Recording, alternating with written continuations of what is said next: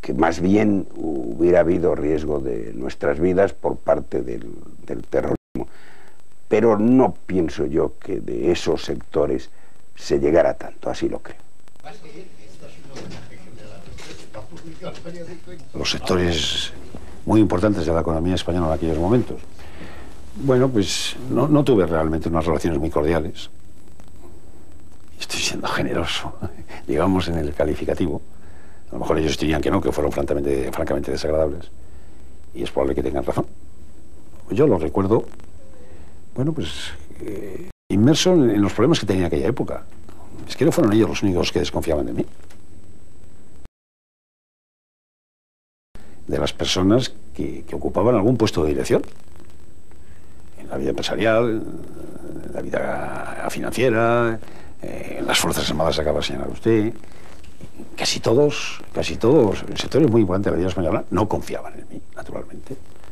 Yo era, pues, eso, un chusquero de la política, había pasado por todos los puestos de la administración. Yo no era un personaje con un apellido brillante, yo no pertenecía a ninguna familia de las clásicas españolas de mucho dinero. Era una persona que había pasado muy desapercibida en la vida española. Y por lo que fuera, o bien porque pensaran que no era competente, o bien porque pensaran que no era capaz de llevar eso adelante. Y me contaron una anécdota que no sé si es verdad.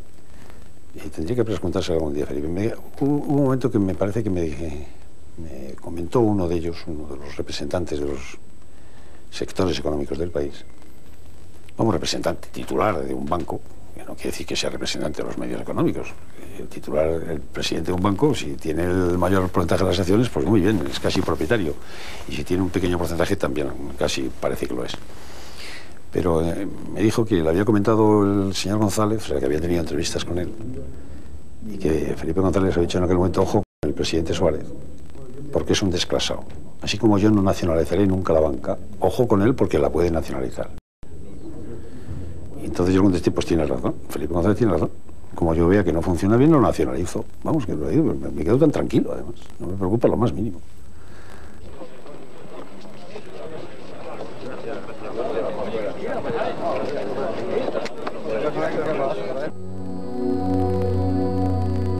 Una fuerza política como la UCD, que yo creo que hoy todo el mundo reconoce que ha prestado grandes servicios a nuestro país en la transición, era muy difícil que pudiera superar las siguientes etapas.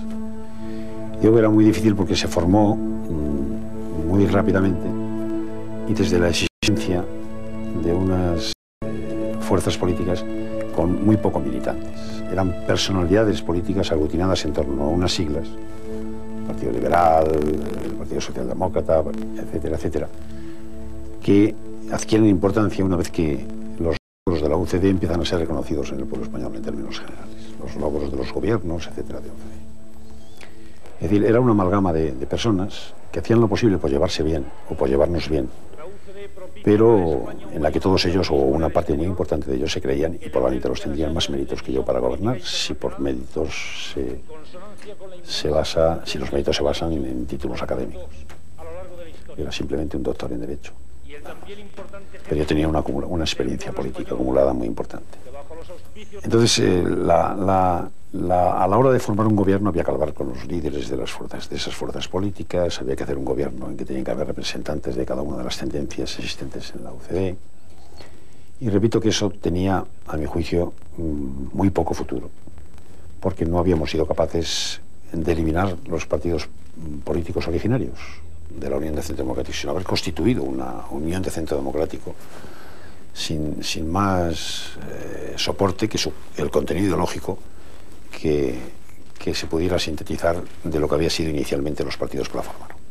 De aglutinadas en torno a mí, como presidente de gobierno, creo que hicimos una labor importante en la vida española. Pero su mantenimiento después era muy difícil, era muy complicado. Y aquello fue una pena. Y luego yo comprobé que además no tenía ninguna autoridad. Una de las decisiones, o una de las causas que motivaron o que influyeron en mi decisión de dimitir fue cuando yo apostaba porque lo creía conveniente, no porque tuviera nada en contra de, por ejemplo, de Miguel Herrero de Miñón, que era el otro candidato, se iban a celebrar las elecciones de elección de portavoz del grupo parlamentario. Yo apostaba por Santiago Rodríguez Miranda, yo apostaba por él y así lo indiqué al partido. Dijeron que no habría ningún problema, etc. Y el día siguiente me encuentro que en la votación pues han elegido a Miguel Ruñón, contra el que no tenía nada, pero que se demostraba que yo no tenía mucha fuerza dentro del partido. Aquello fue ya, digamos, la última gota, es decir, comprobar hasta qué punto muchos compañeros míos, como consecuencia de la erosión de imagen que yo había estado sufriendo durante muchísimos años y el acoso impresionante a que fui sometido por el Partido Socialista, y muchos, bueno, no voy a hablar, bueno, al acoso que fui sometido por el Partido Socialista, pues estaban ya sintiéndose incómodos de que yo siguiera siendo presidente del gobierno y presidente del partido. Ese fue uno de los elementos que jugó en una decisión que la medité mucho y que la comuniqué después al pueblo español, porque entendía que ya no estaba en condiciones de poder seguir gobernando de la forma en que yo quería hacerlo. He llegado al convencimiento de que hoy, y en las actuales circunstancias, mi marcha es más beneficiosa para España que mi permanencia en la presidencia. Me voy, pues, sin que nadie me lo haya pedido, desoyendo la petición y las presiones con las que se me ha instado a permanecer en mi puesto, y me voy con el convencimiento de que este comportamiento, por poco comprensible que pueda parecer a primera vista, es el que creo que mi patria me exige en este momento. No elegí un día porque lloviera o fuera martes o miércoles o jueves. No me acuerdo ya qué día de semana era. Pero yo te invito a aquel día porque algún día tenía que ser. Y ya lo había preparado la intervención para televisión, ya la había anunciado a varios, se lo había comentado a Su Majestad el Rey, como es lógico. Y luego lo que no quería era mantener que esa decisión tomada seriamente y después de muchos días de reflexión por mi parte, y conocida por algunos, por lo menos la intención, empezara a salir en la prensa antes que yo lo hiciera. También en aquel momento la prensa tenía una prensa muy en contra también, y quizás tenía motivos para serlo. Yo no dudo que haya motivos para que se metieran conmigo.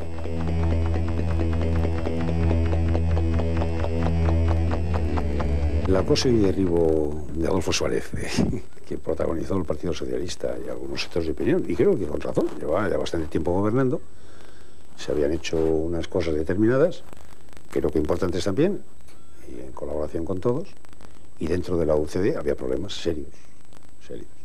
Y había personas que también tenían complejo de pertenecer a la UCD, eso también es verdad. Pero quiero decir, yo creo que con todas, a todas las personas que integraron la UCD les debo gratitud, a todas. Y por lo tanto, no voy a hacer ninguna descalificación, yo creo que todos actuaron creyendo que era lo mejor, que hacían lo mejor que debían hacer. Y lo mejor para el partido y lo mejor para España. Había personas también, eso lo puedo decir también, que se acomplejaban mucho ante el Partido Socialista, y el Partido Socialista hacía una labor de captura de opiniones muy importante también. Pero yo no creo, aquellas son las típicas cosas que pueden pasar en un sistema democrático, pero mucho más cuando ese sistema lleva muy poco tiempo funcionando, y en segundo lugar, cuando van dirigidas a una persona que además de ser el presidente del partido es el presidente del gobierno, y que lógicamente tiene acumulado ya un desgaste muy importante. Y sobre todo ya se habían hecho muchas grandes cosas. Bueno, pues yo creo que cuando uno llega a una situación como esa y piensa que su permanencia en el poder lo que va a hacer es debilitar más fuertemente la UCD, lo que va a hacer es debilitar la propia acción del gobierno, etcétera, etcétera, y al menos eso creía yo, pues con la máxima rapidez presento la dimisión. Yo estuve en la reunión de los miembros de la Comisión Permanente de la UCD, en la que Adolfo Suárez nos anuncia su decisión de dimitir. Y quiero decir que es una situación y una decisión que nos sorprende. Pero también quiero decirle que al menos a mí, que me sorprende y mucho, no me extraña demasiado. Porque Adolfo Suárez en los últimos meses, quizá en el último año, en el año 1980, yo creo que pasa por una situación que yo a veces he comparado con la situación del opositor. Es decir, yo he hecho posiciones a un cuerpo de Hacienda, he aprobado la segunda, la primera me retiré, y el opositor que se retira de una oposición, pues es porque se ve, a veces, a lo mejor equivocadamente, incapaz de superar la prueba que tiene enfrente, pero en el momento que toma esa decisión se queda más ancho que largo. Esa es la sensación humana y personal que recogí de Adolfo Suárez en ese día. Yo no creí antes de 1975 en las conjuras judío-masónicas, no creí en las conjuras contra nadie, tampoco contra UCD y contra Adolfo Suárez, y no creo en las conjuras actuales. Adolfo Suárez nos contó aquello de que se hablaba de él, y usted recordará aquello de que era un político de grande habilidad, que tenía chisteras que sacaba de las mangas y la chistera conejos, es decir, que era un prestidigitador de la política. Utilizando el mismo símil, él dijo: ya no me queda chistera que ponerme, ni conejos que sacar de la chistera.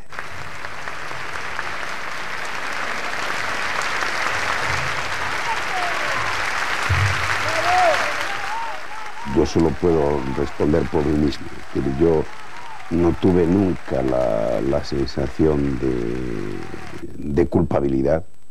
Otra cosa es que fuera en parte responsable de una situación política que le conducía a Adolfo Suárez a tomar esa determinación, y sin embargo sí que le vi en los últimos meses en una situación en la que él ya se veía sin fuerzas suficientes para hacer frente a aquello.